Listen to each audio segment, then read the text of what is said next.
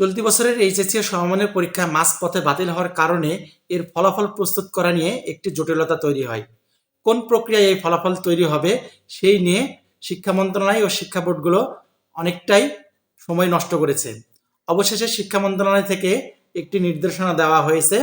সেখানে বলা হয়েছে এসএসসি বা সমমানের পরীক্ষার নম্বরের ভিত্তিতে সাবজেক্ট ম্যাপিং করে তৈরি হবে এইচএসসি ও সমমানের পরীক্ষার ফলাফল।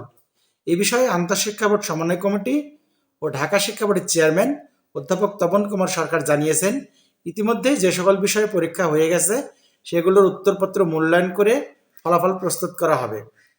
আর যে সকল বিষয়ে পরীক্ষা হয়নি সেগুলো ফলাফল প্রকাশ করা হবে এসএসসি বা সমমানের পরীক্ষার ফলাফলের ভিত্তিতে। সেগুলো সাবজেক্ট ম্যাপিং করে রেজাল্ট প্রস্তুত করা হবে। সাবজেক্ট ম্যাপিংয়ের একটি নির্দিষ্ট নিয়মাবলী রয়েছে, অর্থাৎ যে শিক্ষার্থী এসএসসিতে কোনো বিষয়ে যত নম্বর পেয়েছিল ওই বিষয়ে এইচএসসিতেও ঠিক তত নম্বরই দেওয়া হবে।